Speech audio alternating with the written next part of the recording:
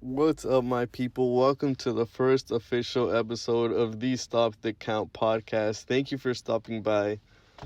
To kick off this episode, I just wanted to mention I will be trying to bring these podcasts out with no edits, so to see how I progress myself with talking and explaining myself.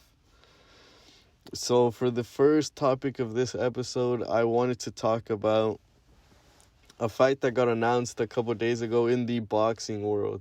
That is the 122-pound clash between Stephen Cool Boy Steph Fulton and Enoya the Monster Inoue.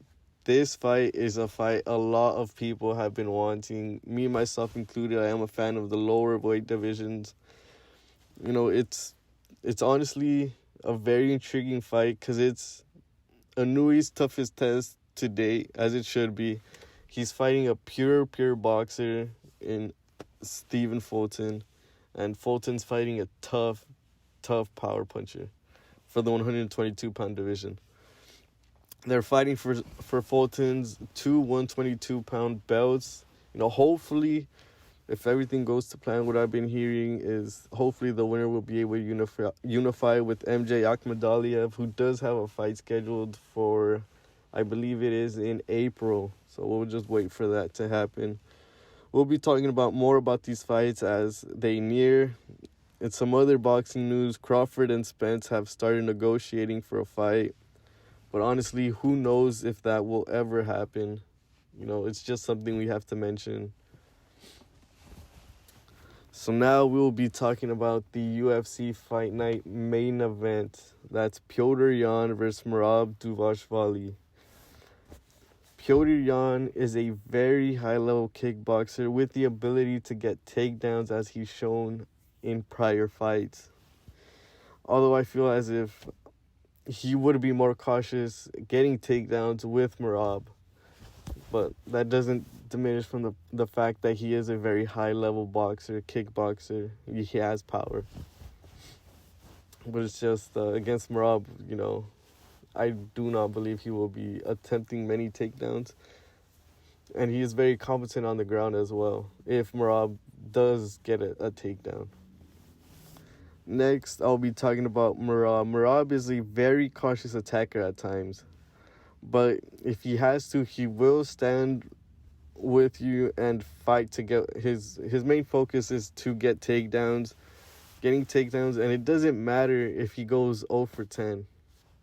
He will continue to push and push for the takedowns until they come, if they even do come.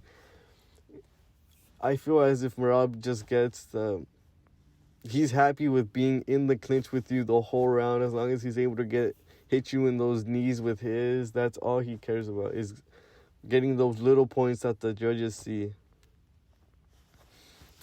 And for my prediction for this fight, it's possible. Is this probably the toughest prediction of the fight night, as it should be, being the main event.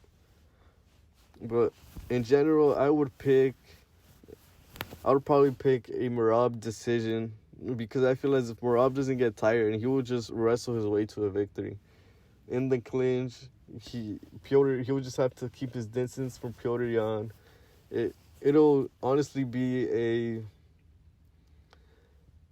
it'll be a very good fight in my opinion, but not everybody will like the way it will go.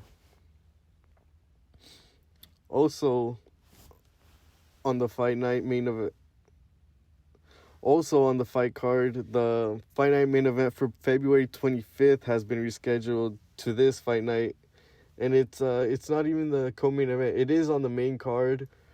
It's Ryan Spann versus Nikita Krylov. The fight was postponed as I think Krylov came down with a bit of an illness last minute. And the fight will happen, and it will be contested at a catch weight, I believe. I don't believe it'll be at the 205 weight limit that they both fight at. So we'll just wait to see what happens right there. If I would have to pick winner for that one, it would have to be Nikita Krylov, as I just like his style and how he fights. Next up, I will be talking about a pair of cousins that happen to be fighting on that same type week as more. that being the lightweight Bellator champion Usman Nurmagomedov and UFC middleweight fighter Abu Bakr Nurmagomedov. Starting with Usman, he is 24 years old and is currently undefeated at 16-0 and is fighting former UFC lightweight champion Benson Henderson on March 10th. This fight is a great fight. Nobody has been really talking about it from the things I've been reading and hearing. Nobody's been really talking about it. So for how I see the fight going, I just feel Usman is going to be too much for Benson to handle. Just how Usman mixes in his attacks with his kicks, his punches. He'll eventually shoot for a takedown, but I feel as if that part would complicate him, as Benson is very good on the ground. I don't believe he will knock out or submit Benson, because he's a very tough guy. Now, don't be surprised if Benson can make this fight close. He did, I believe, 2 fights ago, he did fight Usman's teammate Islam Mamedov, and it was a very close split decision. A lot of people had it going either ways. But for my decision, I still believe Usman will be the champion at the end of the night. I just feel he'll be able to withstand whatever Benson starts throwing at him with his own punches, as he is his question mark kicks are Luke Rockhold-esque, if I would have to put it as something. Next, I'll be talking about his cousin, Abu Bakr Nurmagomedov. He is Usman's older cousin, and he fights in the UFC middleweight. He'll be fighting against Carlston Harris.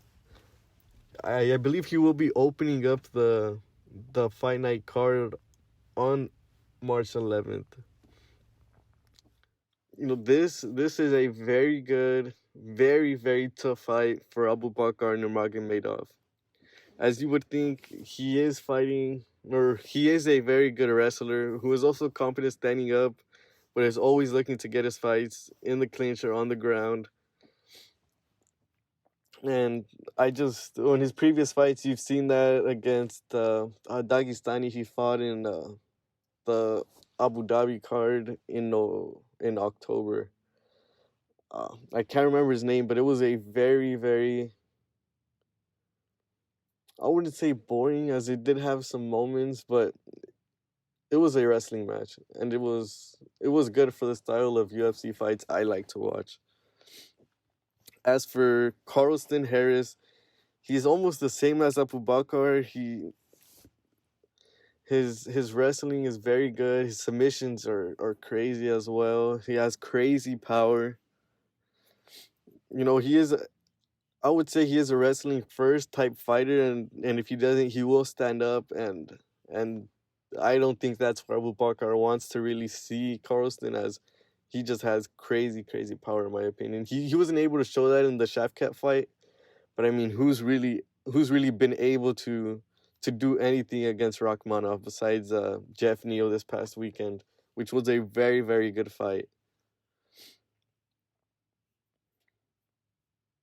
He's been hurting his past opponents. From the fights I've been able to see, his last 2 UFC fights, I believe he has a knockout with a spinning heel kick almost, and a submission, but the submission really came from punches. The guy got hurt and he went to the ground, and that's when Carlston jumped on him and submitted him. I think it was an anaconda, if I do recall.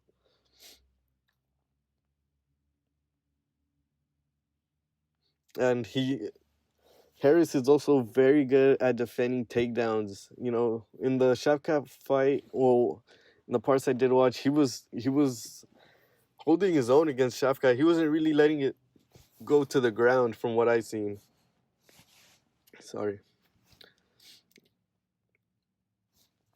And as for who do I see winning, I feel the only way Abu Bakr is able to win the fight is if he's just wrestles Harris, makes it a boring, slow fight, which I think is perfect. But keeping Harris down and trying to use the Dagestani ground and pound style will be tough because Harris is, from what I've seen, is he's very hard to take down, and nobody has really been able to keep him down.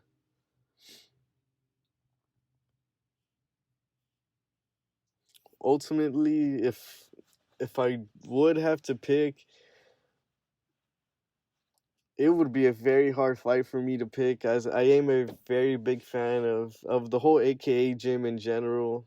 The Usmans, Umar, Abu Bakr, Islam, Mamedov, and Makachev. But if I would have to if I would have to pick in general, without bias, I would pick Harris winning by TKO. But as a fan myself, I'm going to be rooting for Abu Bakr to win. Hopefully, if he wins, it's going to be by decision.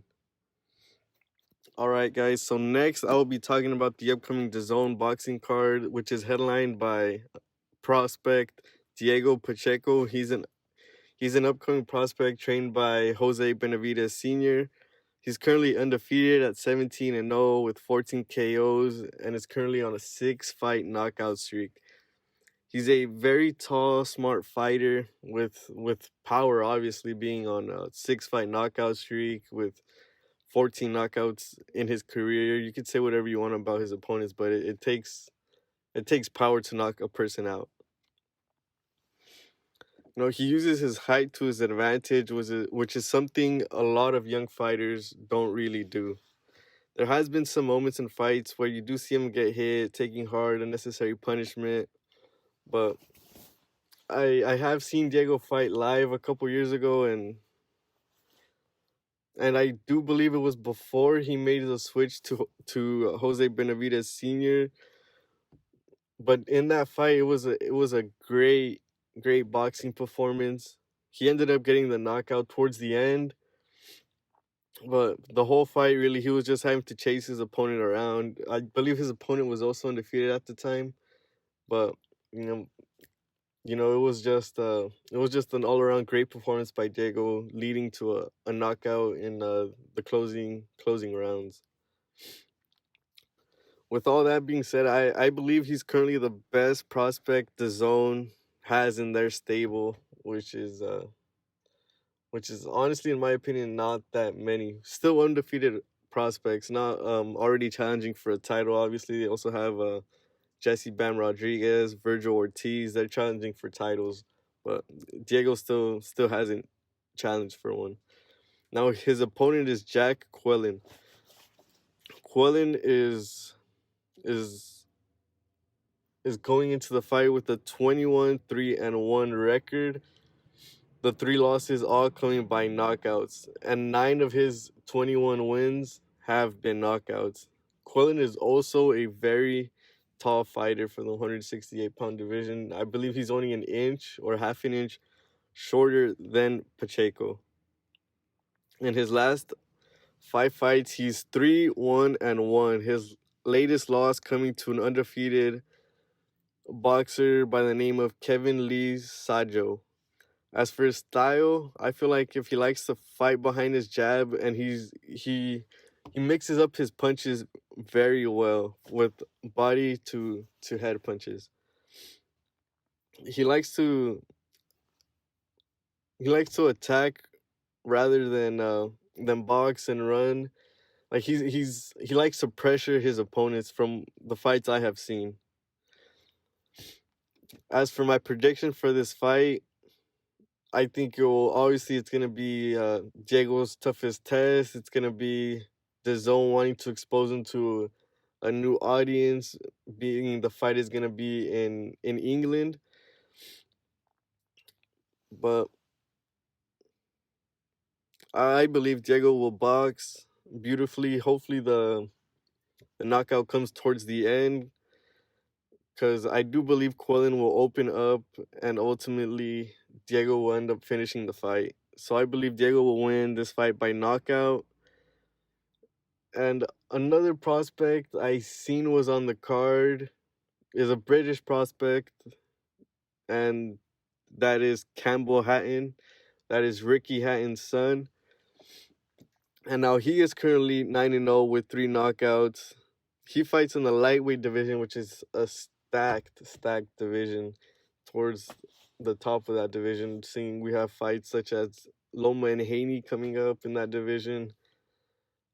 Tank and Ryan Garcia are fighting like 1 pound over that division at 136. So it'll be a great fight. Those are great fights. And I feel like if he would have a lot of trouble with those type of fighters. Not saying he should challenge them right now, but he's fighting a guy who he's obviously he's supposed to win. And Campbell's record right now is 9 wins, 0 losses, 3 knockouts. And I believe Campbell will win this fight by decision, just all around just boxing. Now we will talk about the Showtime card main event, and that one's Tim Tszyu versus Tony Harrison in a fight for the WBO junior middleweight interim title. This in my opinion is the best fight of the night. It has a lot of importance because the winner of this fight ultimately gets to challenge Jermell Charlo for all the 154-pound belts. Maybe it's next, maybe it's not, who knows, but he will have to fight him at some point. First, I want to start off by talking about Tony Harrison and what I see in him. I see Tony as a very strategic and tactical fighter. He's very smart in the ring and doesn't really leave himself open to taking shots. But there has been some instances in fights where he does take shots and that leads him to lose, such as the Jermell Charlo fight. Their first fight, which Tony won. Tony beat Jermell for the WBC belt, I believe, and that fight was a very close fight. These last 2 fights have been very close, but he has left himself open in previous fights where he does end up getting hit, and well, he has lost 3 times, and all 3 of those times have been by knockout. His latest being to the previously mentioned Jermell, in a fight where some people thought he was winning. I also thought Tony Harrison was winning the fight, but power is the great equalizer, and Jermell got him out of there in the 11th round. Now, talking about Tim, he is a very powerful puncher. 21 wins and 15 knockouts would back that up. This being Tim's toughest test so far, Tony has beaten the guy Tim wants to get to. Tim has been dropped a couple of times. He has been stunned a couple of times, I do believe, as well. In his latest fight against Terrell Gausha in his U.S. debut, he did dominate the fight on points and boxed very well, but Terrell did knock him down in the first round. From that second round on, Tim was just dominating with beautiful boxing.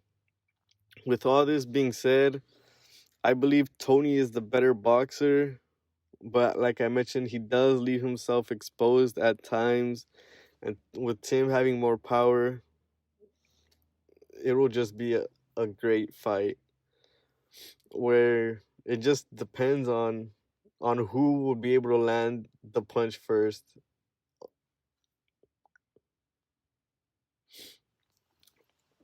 So I believe Tim will pressure him, and Tony does very good dealing with pressure, seeing the Jermell Charlo fights. And Tony has the upper hand in almost all of the important attributes in boxing except that one attribute, and that one attribute is power. Don't be surprised if Tim catches him and ends the fight early. But if I would have to choose, I would choose a Tony Harrison decision in this case. With all this being said, I want to backtrack a little bit and talk more about 2 certain fighters I seen on the UFC Fight Night card, which I didn't really want to go too in depth with their fights. I just wanted to kind of put a spotlight on them and ask you guys about two prospects that I believe are very good fighters. And those two prospects are Saeed Nurmagomedov and Sedikis Dumas. I wanted to see, how do you guys feel about these? Personally, in my opinion, I really like both of these two guys.